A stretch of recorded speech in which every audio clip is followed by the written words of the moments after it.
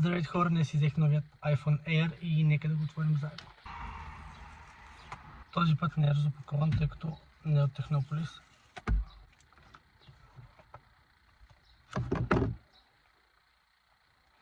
Честно казано, на първ допит телефонът е доста лек и също така доста тънък, както можете да видите.